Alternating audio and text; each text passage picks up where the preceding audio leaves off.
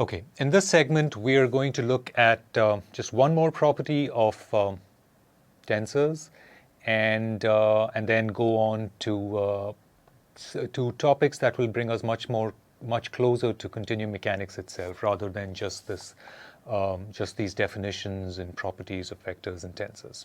Okay, so the property that I'm going to talk about is just the eigenvalue decomposition. Right? It's a familiar one, but we're going to use a specific twist on it for certain types of tensors. Okay, so we're going to start by recalling the eigenvalue problem. Okay.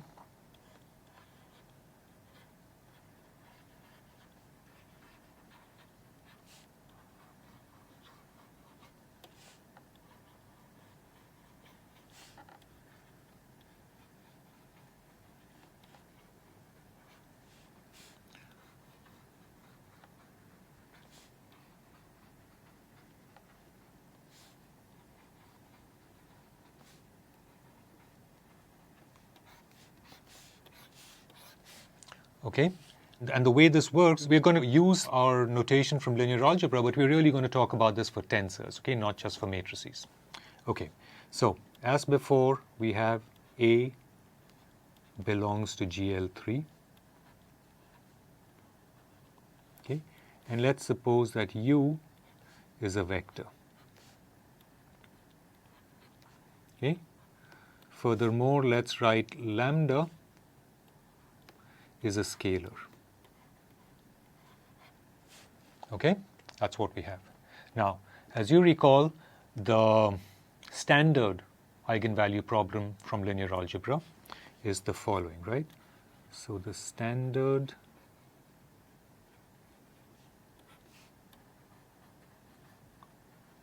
eigenvalue problem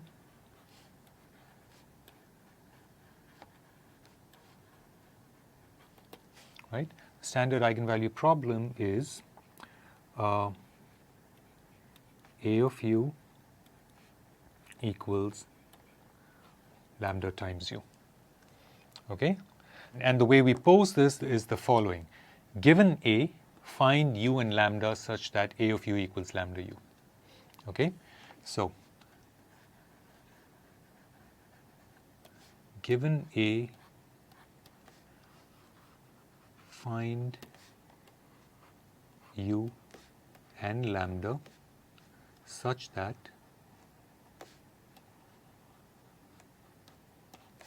this holds. Okay? Now, and you know that once this holds, we know that u is called an eigenvector,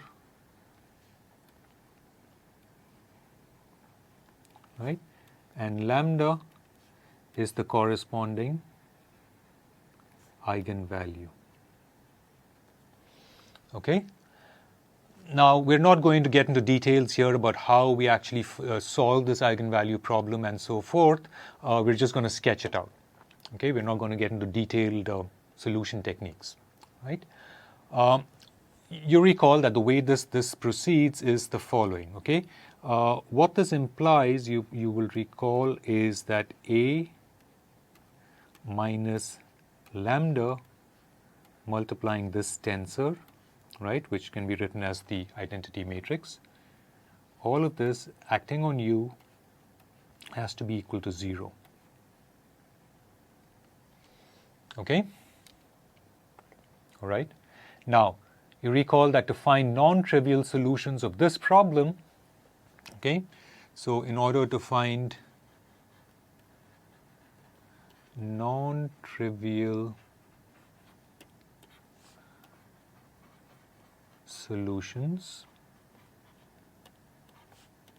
okay, what one must have is that the determinant of A minus lambda times 1, the tensor 1, equals 0, right? That's the condition we apply.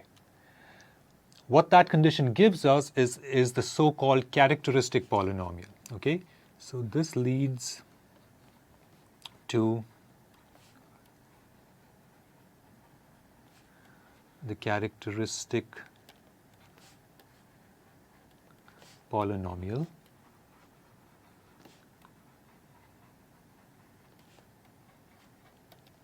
okay, in lambda. Okay, so the characteristic polynomial in lambda. Okay, and that takes the form lambda cube minus what I will write as 1. It's a scalar, and I'm going to say what this is, right?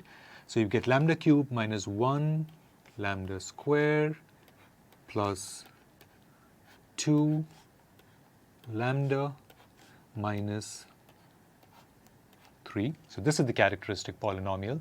And of course, we need an equation, right? Because what we had in the previous line, determinant of a minus lambda 1 equals 0 is an equation. So we have this equals 0. Okay? So this polynomial on the left-hand side in lambda is the characteristic polynomial. Now, 1, 2, and 3, of course, these are Roman 1, 2s, and 3s, 1, 2, and 3, are the so-called principal invariants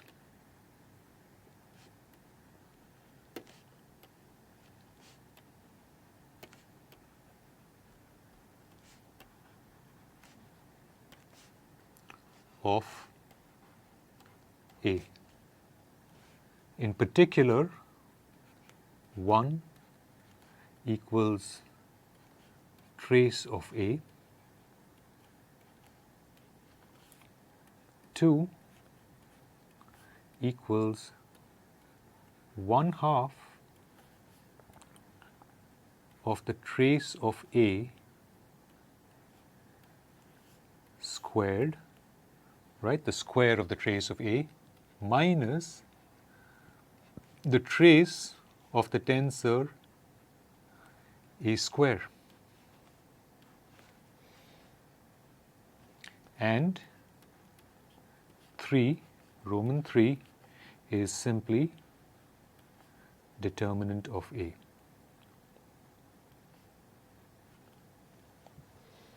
Okay? So these are the so-called principal invariants of A. They define the characteristic polynomial, and the solution of the characteristic polynomial gives us our eigenvalues.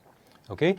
The characteristic polynomial has the same power as the spatial dimension of the corresponding tensor, right? The physical spatial dimension in which the tensor acts, right? So we're working in three-dimensional space, and therefore we see that the order of our polynomial is 3, right? It's a cubic polynomial. All right, so I'm sure you're all familiar with this. There's an interesting property of tensors, which is something called the Cayley-Hamilton theorem.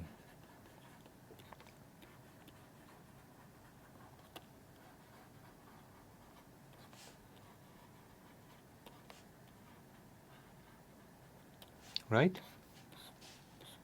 And this basically tells us that you can take that characteristic polynomial, and instead of writing it in terms of lambda, you can actually write it in terms of the tensor A itself.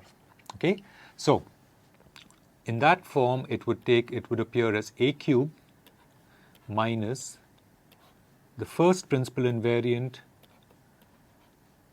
times A square plus the second principal invariant times A minus the third principal invariant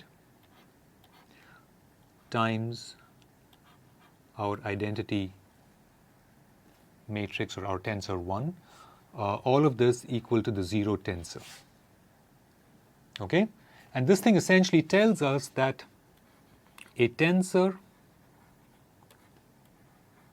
A essentially satisfies its own characteristic equation.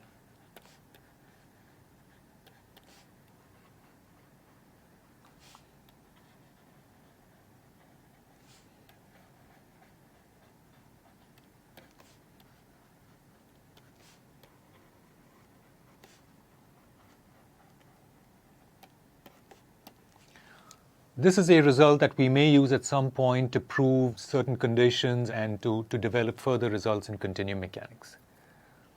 Okay? To round off this segment, I'm going to give you a special kind of way to write out a tensor, provided that tensor is symmetric. Okay, and this particular way of writing this symmetric tensor derives from the eigenvalue problem. Okay, we are going to look at the spectral decomposition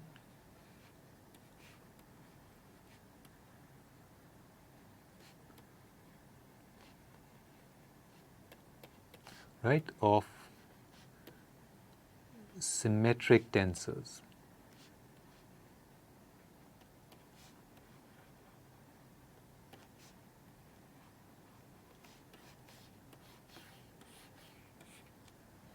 Okay, so as always, A belongs to GL3, and furthermore, A equals A transpose.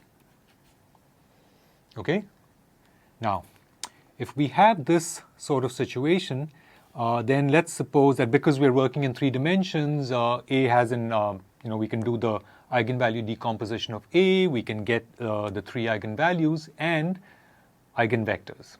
Okay, so let's suppose then that lambda 1, lambda 2, lambda 3 are the eigenvalues of A.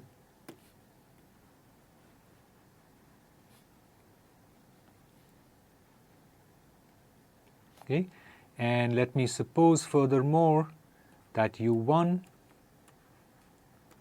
U2, U3 are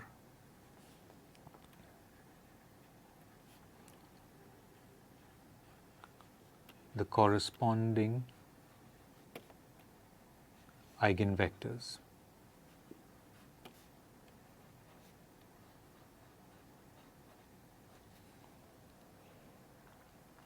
Okay. Now, because A is symmetric, there are certain nice properties that follow for the eigenvalues as well as the eigenvectors. Can you recall what they are? What can you say about the eigenvalues of a symmetric tensor or alternately a symmetric matrix? Think about it for an instant.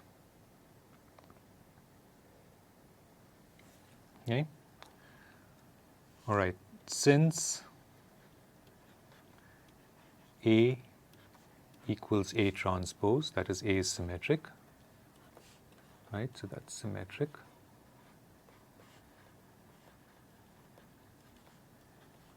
Okay?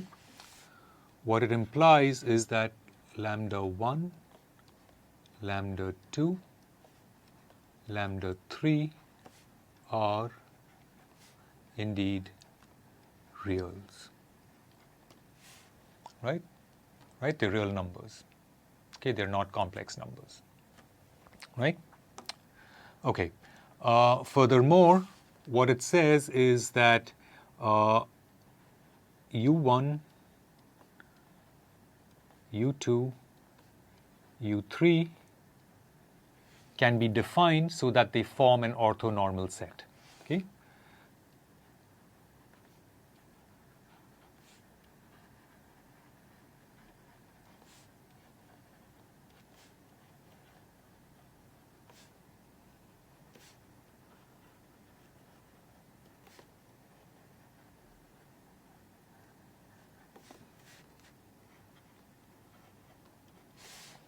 Okay?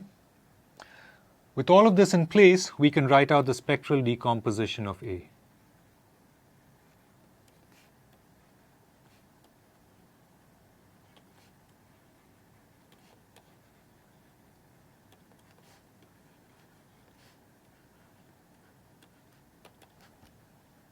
All right? It is the following. A equals the sum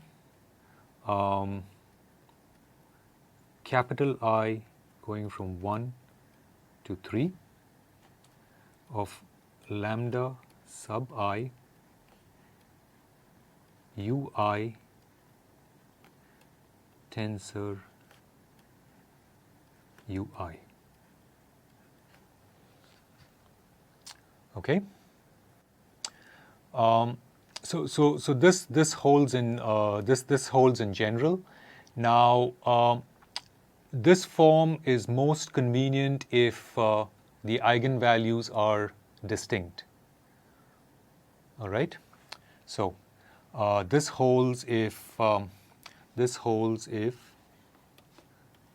lambda 1 is not equal to lambda 2 is not equal to lambda 3. Okay. If we have two repeated eigenvalues, right? So if we see that lambda 1 is not equal to lambda 2 and lambda 3, but lambda 2 and lambda 3 are equal. Okay? In this situation, we can write A as the following.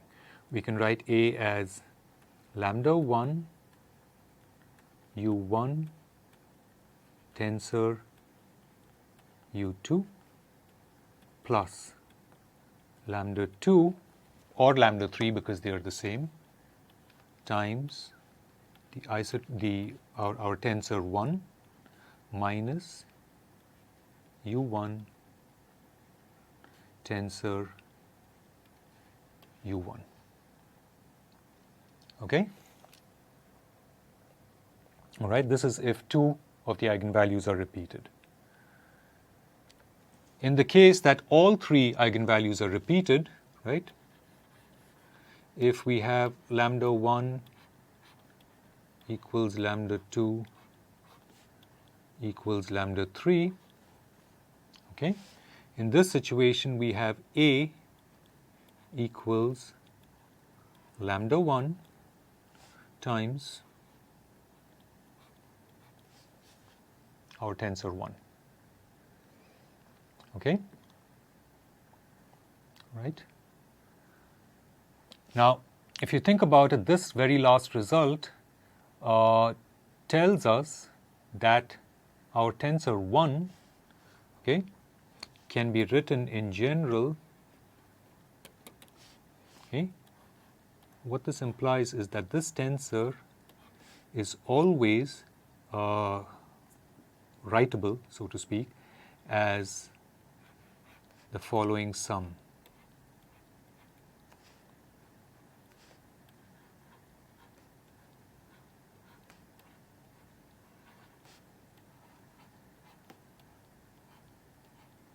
Okay, if u1, u2, u3 are an orthonormal set.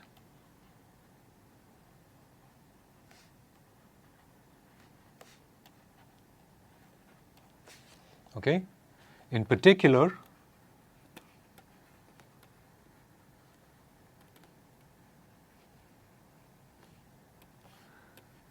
this tensor 1 is in fact E1 tensor E1, well, it is just EI tensor EI, where the I index is repeated and therefore a sum is implied on it. Okay, this is again a very useful property that we will use many times. As a final statement, I should just say one thing. I've been calling this tensor 1. I've been sometimes referring to it as the identity matrix. It is properly called the second order isotropic tensor. Okay, so 1 is properly called the second order isotropic tensor. Second order because it's a tensor of second order. It has two indices, as we saw when we wrote it in terms of the Kronecker delta. It's isotropic because as we move along, we will see that the fact that it is an identity matrix essentially tells us that it takes any vector and gives you back the same vector, right? In the context of what it does for space is that it sees all of space as being the same. It doesn't care about directions in space, okay? We'll see a little more about this. Essentially what this says is that if you take a vector here and you apply the isotropic tensor to it, it just leaves it the same. And it does the same for any vector. Okay, so in a sense, it doesn't care what the orientation of this vector is. It doesn't care whether it's oriented this way or that way. It just sees it as itself, right? So this is, in some sense, this tensor does not recognize direction. It sees all directions as the same, and therefore it's called isotropic, which, as you may know, means sort of impervious to directions. Okay? All right, we'll stop there for this segment.